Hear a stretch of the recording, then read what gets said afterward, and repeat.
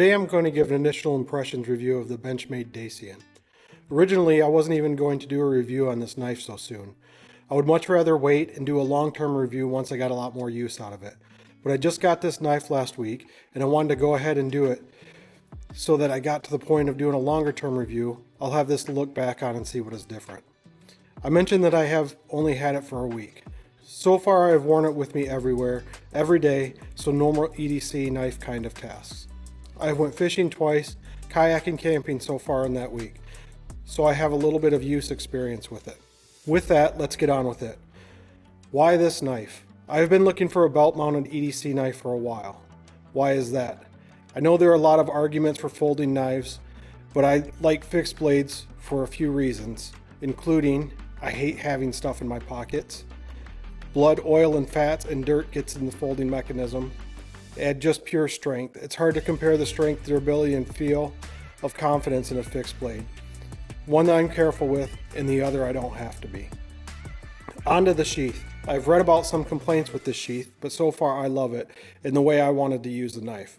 Personally, I have modified a lot of sheaths and make my own to be cross-draw style carry sheath. It may not work for everyone, but I really like it. One of the reasons is I like to keep my right side free.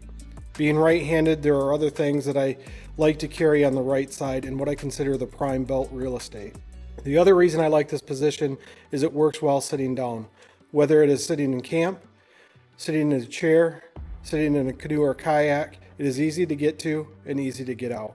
You do have to look down to make sure you're getting into the sheath correctly and not stabbing or cutting anything you don't want to, but it hasn't been a problem at all for me so far.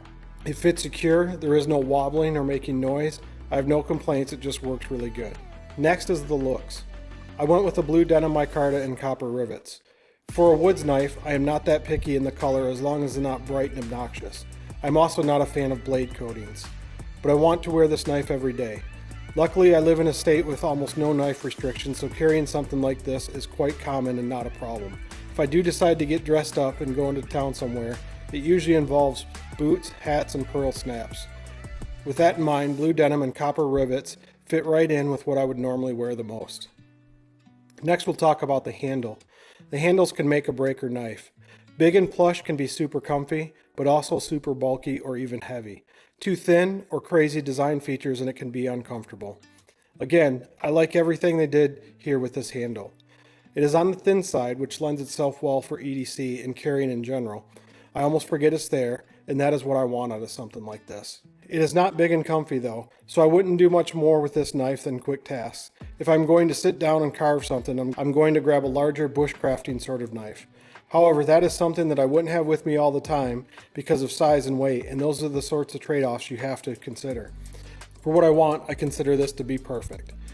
It's another plus over folding knives is even though it's probably about the same size as a folding knife, you don't have openings and clips and stuff that dig into your hand. Next, we'll talk about the edge. Now, the edge is the most important part of any cutting tool, the part that actually does the work. You have to be careful when listening to my opinions on cutting edge. I don't mind sharpening a knife, and my preferences are going to be a lot different than what most people want. So I'll start by saying that I think Benchmade shipped this knife with the perfect thickness, angle geometry, and finish. I don't think they should change anything about it, and it's going to be perfect what most people want in a knife like this. Let's go through those one at a time. When I talk about thickness, I'm talking about how thin the primary grind was put on before putting on the secondary bevel. If it is too thick, you end up with a steeper secondary grind and the knife just cuts like crap. It is super durable and can survive a lot of abuse, but it doesn't do the things you want to do the most, which is cutting.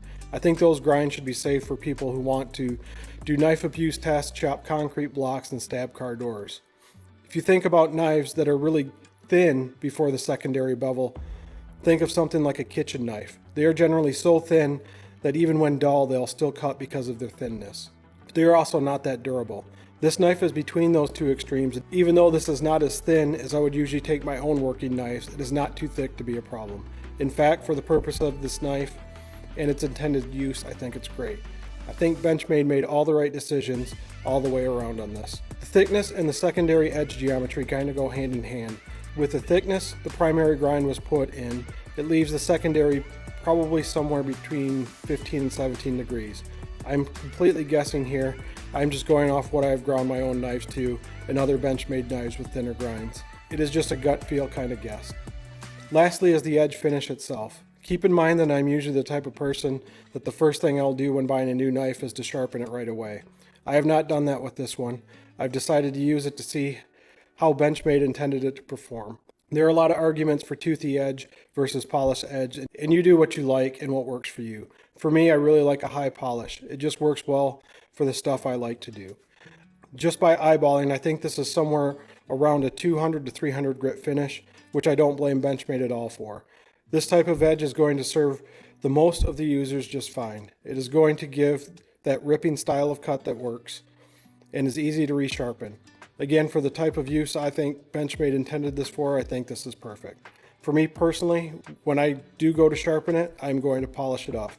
I guess that will be part of the long-term review when I get there. For now, I'm going to see what it's got just like this, and also how long it keeps this edge. Just to wrap up, overall I think this knife is a real winner. I am a pretty big Benchmade fanboy. I just like what they make and the quality of their knives. I buy all their stuff myself and it is for me, so it better be what I like. I couldn't be happier with this choice, and I guess if there's anything not positive to say about it, it's going to have to wait for the long-term review where I get to wear it and use it some more.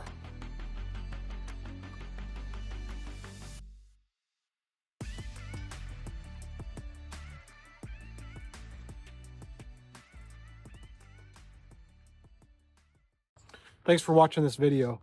There's actually more content that I wanted to put into the video, but we have rain coming in and it's supposed to last a few days, so I wanted to get started on the next one. It doesn't really change what I was going to say about the knife. I got all that part in, and hopefully I will film more when I do a follow-up on this knife.